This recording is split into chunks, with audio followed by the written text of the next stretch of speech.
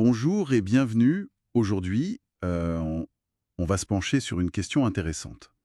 Comment on décrit l'espace, le mouvement, en français? Mais de manière un peu plus fine, quoi. On a parcouru pas mal de documents là-dessus, et c'est clair qu'il y a bien plus que juste sur, sous, dans. L'idée, en gros, c'est de voir ensemble comment utiliser ces outils linguistiques pour être plus précis, pour mieux situer les choses, indiquer une direction, décrire un déplacement. euh, de façon plus naturelle, plus fluide. Les exemples qu'on a trouvés sont assez révélateurs d'ailleurs. Prêt à explorer ça? Alors, pour commencer, un truc qui saute aux yeux dans les textes, ce sont ces prépositions composées, celles qui ajoutent une nuance. Par exemple, au lieu de dire simplement sur, on lit souvent au-dessus d'eux. L'exemple type, c'est le tableau est au-dessus de la cheminée. Qu'est-ce que ça apporte vraiment cette précision avec au-dessus d'eux, au-dessous d'eux, en face d'eux? Ah oui, c'est une excellente remarque. Ces prépositions comme au-dessus d'eux ou en face d'eux, c'est pas juste pour faire joli. Elles répondent vraiment à un besoin de clarté.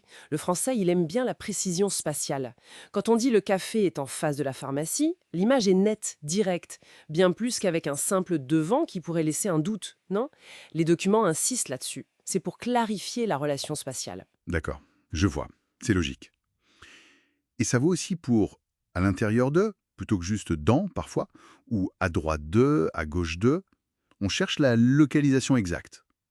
Bon, et si on regarde maintenant le mouvement? Là, les combinaisons verbe plus préposition semblent centrales. Les notes parlent de aller vers, entrer dans, sortir de. Tout à fait. Et là, c'est vraiment la combinaison qui fait sens. Le verbe donne l'action, ok? Mais c'est la préposition qui dit comment, qui précise la trajectoire, le rapport à l'espace. Prenez monter sur et descendre de. Il monte sur la table, l'image est claire, il finit sur la surface. Elle descend de la voiture, elle quitte l'espace intérieur du véhicule. Si on change la préposition, on change complètement l'image mentale. Passer par la forêt, c'est traverser. C'est pas du tout pareil que passer devant la forêt. Oui, c'est fondamental pour décrire une scène ou même donner des instructions claires. C'est vrai que c'est très visuel, cette association verbe-préposition. Et puis, il y a aussi toutes ces expressions plus imagées, traits du quotidien, quoi, qu'on a repérées. Des choses comme tout droit, juste en face, ou au coin de la rue. Ah oui, et aussi tout au fond du couloir, au bout de la route. On entend ça tout le temps. Exactement. Et c'est là qu'on touche à la fluidité de la langue, de tous les jours.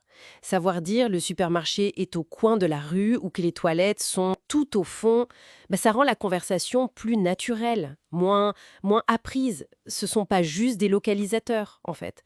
C'est un peu des marqueurs d'aisance, de familiarité avec la langue. D'ailleurs, les documents les présentent comme essentiels au français parlé, hein. Hmm, intéressant.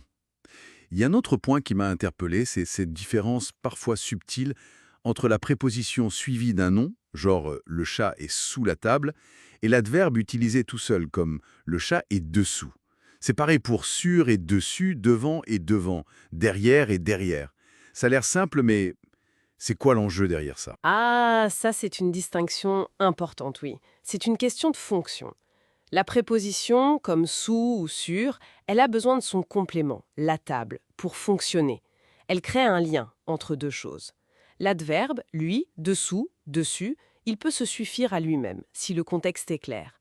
Il est en bas, ou alors il remplace la préposition et son complément pour éviter de répéter. Où est le livre? Il est dessus, sous-entendu, sur la table dont on vient de parler.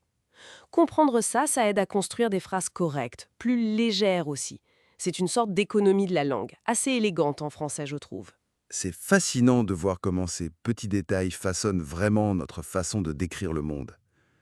Donc si on résume un peu ce qu'on a vu, on a les prépositions composées pour la précision, Oui, les verbes de mouvement qui prennent tout leur sens avec la bonne préposition, exactement. les expressions idiomatiques, très courantes, qui nous ancrent dans le réel, Mhm. et enfin cette distinction clé entre préposition plus nom et l'adverbe seul. C'est tout à fait ça. Et pour aller un peu plus loin peut-être, une idée qui ressortait d'un des textes, ce serait de, pourquoi pas, s'amuser à décrire un lieu qu'on connaît bien, sa propre cuisine, son quartier, son trajet, mais en utilisant activement ces structures. au-dessus de, en face de, passer par, tout au fond. Faire cet exercice consciemment, ça pourrait être intéressant pour voir comment on perçoit et on verbalise notre propre espace. Ça pourrait révéler des choses, même sur notre propre rapport au langage.